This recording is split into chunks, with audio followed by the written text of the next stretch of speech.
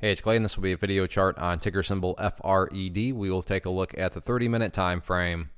Real quick, what do I mean by 30-minute in case maybe you're new to charts? Instead of each one of these candlesticks here representing 1 day's worth of price action, which is what you would normally see, each one represents 30 minutes. So while this here may look like several days worth of time, it's actually today's price action broken down into 30-minute time slices.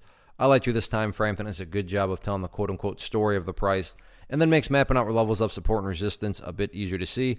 I don't mean to state the obvious, but I will anyways. Crazy movement today, not only from a price action perspective, but you look down here at the volume, and by far the biggest volume this chart has had for a long time. So a lot of eyeballs on this one, so let's map out some levels of support, and then we can talk areas of resistance. So the first level of support is what I would call the ideal level. And if you say, hey Clay, what would make this chart look the absolute strongest going forward? That would be if the price could stay up here above the 275 mark. Now, don't get me wrong, if the price falls below 275, I'm not saying that the entire chart's ruined or anything like that. But yeah, if the price could actually manage to stay up above that area, that would definitely be a big sign of power going forward. Next level of overall support, I'm going to be down here just at the lows of today after the gap up, and that's right there at $2.33. So 275, 233, two of the near-term levels of support. Taking a step back and looking at things from the big picture point of view. So this definitely assumes you have a broader time horizon on things, but that's where the purple line comes into play, the famous 50-period simple moving average, keyword being moving. As time goes by, this line here is going to move itself higher and higher. So a very basic yet highly effective way to judge the health of the price movement from, again, the big picture point of view.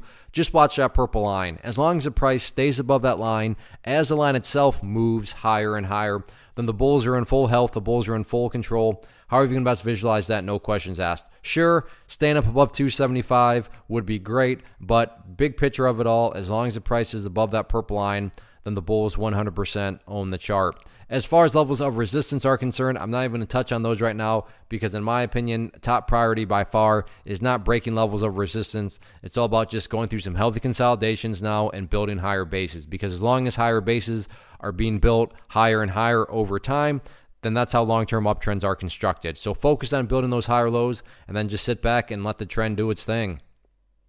One of the biggest questions that I get is, hey Clay, how do you find the stocks that you trade? So what I've done is put together a free resource guide where I talk about the tools that I use to locate stocks that I find interesting and think may have potential. So if that sounds like something that could add value to you as a trader, then click on the image that is up on the screen right now and I will email you the guide. The guide itself is very short and to the point, and best part, it's completely free.